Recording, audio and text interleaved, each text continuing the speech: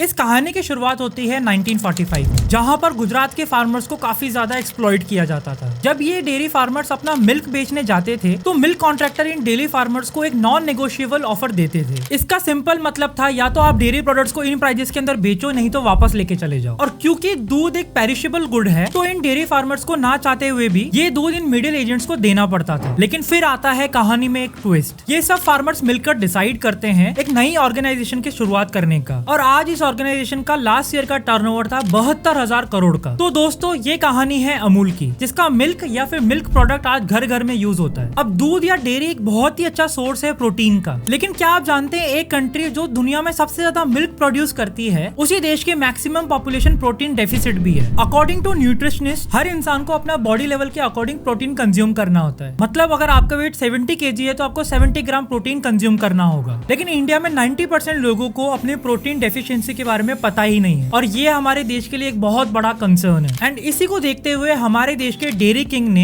एक बहुत ही बड़ा पिवट लिया, एंड कुछ दिन पहले उन्होंने लॉन्च किया है इन प्रोडक्ट्स को। लेकिन इनके बारे में समझने से पहले हम थोड़ा और अमूल के बारे में जान लेते हैं। तो अगर हम 1940 में वापस जाएं तो उस टाइम हमको अमूल कहीं भी नहीं दिखेगा, जबकि उसकी जगह हमको देखने को मिलता था एक ब्रिटिश ब्रांड जिसका नाम था पॉल्सन। उस टाइम इंडिया में बटर का मतलब था पॉल्सन। जैसे आज हम टूथपेस्ट की जगह टूथपेस्ट का नाम नहीं लेते बल्कि कोलगेट का नाम लेते हैं, वैसे ही उस टाइम बटर के लिए पॉल्सन का नाम यूज किया जाता था। तो ड्यूरिंग वर्ल्ड वॉर 1 आर्मी की साइड से पॉल्सन बटर की डिमांड बहुत ज्यादा बढ़ गई, जिसकी वजह से पॉल्सन ने उस टाइम बहुत ज्यादा पैसे कमाए थे। एंड इसी पैसे को यूज करके 1930 में गुजरात के आनंद में उन्होंने एक बहुत ही बड़ा प्लांट लॉन्च किया जो कि फुली ऑटोमेटेड था। जिसके बाद 1945 में बॉम्बे गवर्नमेंट ने लॉन्च किया बॉम्बे मिल्क स्कीम को। इस स्कीम के अकॉर्डिंग मिल्क को ट्रांसपोर्ट करना था गुजरात से लेकर मुंबई तक ओवर 400 किलोमीटर रन। तो इसी कॉन्ट्रैक्ट के लिए बहुत सारी कंपनीज ने बिडिंग करी एंड इसका कॉन्ट्रैक्ट मिला पॉल्सन को। एंड धीरे धीरे इसकी वजह से उनका प्रॉफिट काफी ज्यादा बढ़ गया। लेकिन पॉल्सन ने ये प्रॉफिट फार्मर्स को देने के बजाय खुद के पास ज्यादा से ज्यादा शेयर रखने की कोशिश करी। इसकी वजह से फार्मर्स में और ज्यादा फ्रस्ट्रेशन बढ़ता चला गया। एंड तभी एंट्री होती है त्रिभुवनदास पटेल की। पटेल साहब एक लीडर थे जो गांधी जी से बहुत ज्यादा इंस्पायर्ड थे। 1945 में गुजरात के किसानों को इस एक्सप्लोटेशन से बचाने के लिए त्रिभुवनदास इन सभी किसानों को लेकर सरदार वल्लभ भाई पटेल के पास पहुंचे, जिसके रेस्पॉन्स में सरदार वल्लभ भाई पटेल ने इन सबको एक कॉर्पोरेटिव सोसाइटी फॉर्म करने के लिए बोला। बट यहाँ पर आता है एक बहुत ही बड़ा सवाल, अगर सरकार इन कॉर्पोरेटिव सोसाइटी से दूध नहीं खरीदेगी तो क्या? तो इस केस में सरदार वल्लभ भाई पटेल ने फार्मर्स को बोला कि वो स्ट्राइक पर जा सकते हैं, जिससे उन्हें इनिशियली लॉस उठाना पड़ेगा बट बाद में वो सक्सेसफुल हो सकते हैं। क्योंकि अगर सारे कॉर्पोरेटिव साथ आ जाएं तो सरकार, मिडिलमैन या फिर कोई भी आदमी कुछ भी नहीं कर सकता।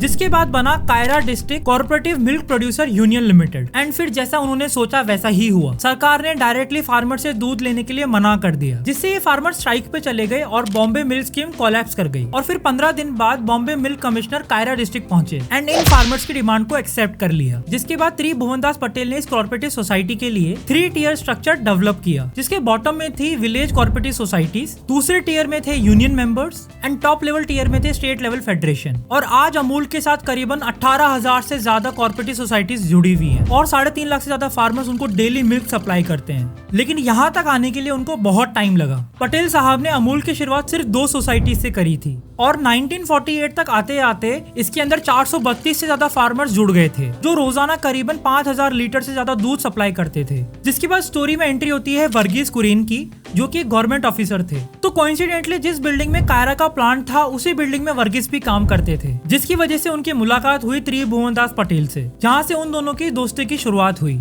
वर्गीस कुरेन को त्रिभुवनदास पटेल का विजन बहुत ही पसंद आया एंड वो खुद भी इस डेयरी प्रोजेक्ट को लेके काफी ज्यादा पैशनेट थे, जिसकी वजह से 1950 में वर्गीस ने भी इस कायरा प्लांट को ज्वाइन कर लिया। एंड उनके ज्वाइन करते ही उन्होंने टेक्नोलॉजी और इनोवेशन पे काफी ध्यान दिया, जिसकी वजह से इतना दूध प्रोड्यूस होने लगा कि बॉम्बे मिल्क स्कीम इसको पूरी तरह से यूज नहीं कर पाई। तो एंड में इसका एक ही सॉल्यूशन निकला, to use this milk for other dairy products. जिसके बाद उन्होंने डिसाइड किया कि वो सबसे पहले मिल्क पाउडर बनाएंगे। बफेलो के मिल्क को यूज करके मिल्क पाउडर बनाना इतना आसान नहीं था, तो इसके लिए वर्गीस कुरेन ने हेल्प ली अपने दोस्त डॉक्टर हरिचंद मेघा की, जो कि उस टाइम के एक जाने माने इंजीनियर थे। उन्होंने 31 अगस्त 1955 को दुनिया का पहला बफेलो मिल्क स्प्रे ड्रायर बनाया। कायरा का ये मिल्क पाउडर प्लांट एशिया का उस टाइम का सबसे बड़ा प्लांट था, जो कि रोज 1 लाख लीटर से ज्यादा दूध प्रोसेस करता था। जिसके बाद दे डिसाइड डिसाइडेड कि इतने सरप्लस दूध को यूज करने के लिए उन्होंने बाकी डेयरी प्रोडक्ट्स बनाना चालू कर दिया, लेकिन और प्रोडक्ट्स बेचने के लिए they need a brand name. तो लैब में काम करने वाले केमिस्ट ने नाम सजेस्ट किया अमूल का। तो ये नाम डिराइव होता है संस्कृत वर्ड अमूल्य से, जिसका मतलब होता है प्राइसलेस। इतना ही नहीं, अमूल एक शॉर्ट फॉर्म था